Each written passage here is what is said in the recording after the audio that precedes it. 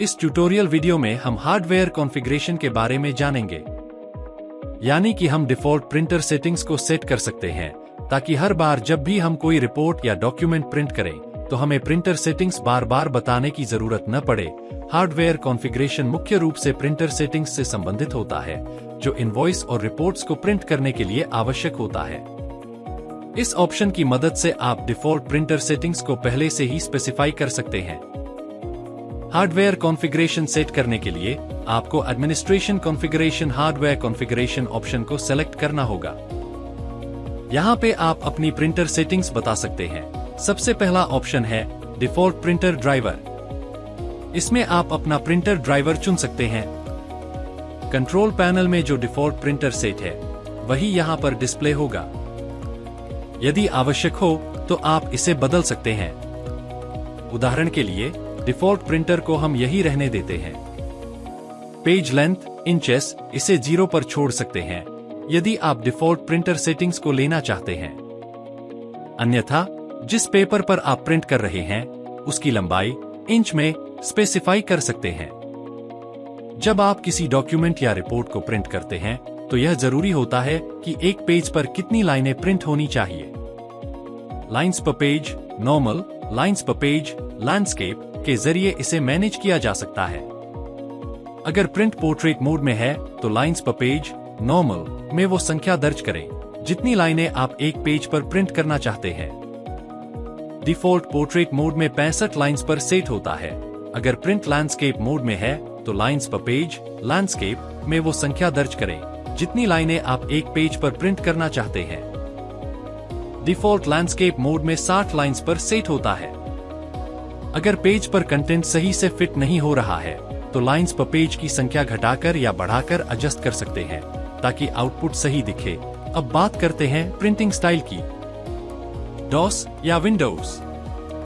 यदि आपको DOS mode में प्रिंटिंग करनी है तो डॉस मोड सेलेक्ट करें।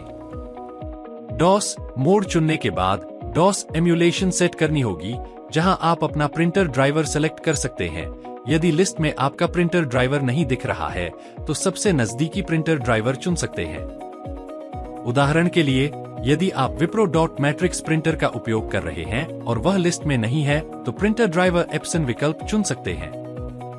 Always create spool. यदि आप स्पूल फाइल बनाना चाहते हैं तो इस ऑप्शन को यस करें। फाइल का पाथ स्पेसिफाई करें जहां स्पूल फाइल एक्सपोर्ट होगी। File name to be picked from, इसका मतलब है कि प्रिंटिंग या रिपोर्ट जनरेशन के दौरान किस फाइल नाम को चुना जाएगा। इसमें 2 विकल्प दिख रहे हैं, report title, date and time. अगर रिपोर्ट टाइटल चुनते हैं तो प्रिंटेड रिपोर्ट का नाम रिपोर्ट के टाइटल पर आधारित होगा। अगर डेट एंड टाइम चुनते हैं तो प्रिंटेड रिपोर्ट का नाम उस दिनांक और समय पर आधारित होगा जब रिपोर्ट जनरेट की गई थी। अगर आपको प्रिंटेड फाइल्स को समयानुसार ऑर्गेनाइज्ड रखना है तो डेट एंड टाइम ऑप्शन बेहतर रहेगा। आप अपनी जरूरत के अनुसार कोई भी विकल्प चुन सकते हैं। अगर आप विंडोज मोड चुनते हैं तो आपको टॉप मार्जिन और लेफ्ट एंड राइट मार्जिन को इंचेस में स्पेसिफाई करना होगा। इससे फिक्स होगा कि पेपर पर प्रिंटिंग कहां से शुरू होगी। अब बात करते हैं श्रिंक ऑप्शन की। यह डॉक्यूमेंट की स्केलिंग को कंट्रोल करता है।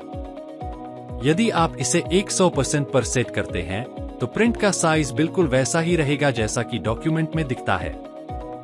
यदि प्रिंट कट रहा हो तो आप श्रिंक प्रिंटिंग को एडजस्ट करके सही साइज में प्रिंट निकाल सकते हैं।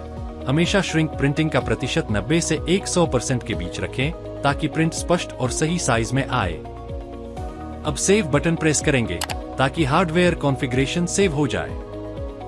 अब यदि आपने पहले से कोई सेल्स वाउचर एंटर किया हुआ था और उसे प्रिंट करते हैं तो वही डिफ़ॉल्ट प्रिंटर सेटिंग्स शो करेगा जो आपने हार्डवेयर कॉन्फ़िगरेशन में सेट की थी।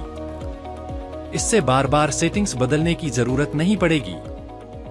इस ट्यूटोरियल वीडियो से आप हार्डवेयर कॉन्फ़िगरेशन सेटिंग्स को आसानी से समझ गए होंगे और $ERP में अपनी प्रिंटर सेटिंग्स को सही तरीके से कॉन्फ़िगर कर पाएंगे। अगर आपको यह ट्यूटोरियल वीडियो पसंद आया हो तो लाइक करें, शेयर करें और हमारे चैनल को सब्सक्राइब करना न भूलें। मिलते हैं अगले वीडियो में, तब तक के लिए धन्यवाद।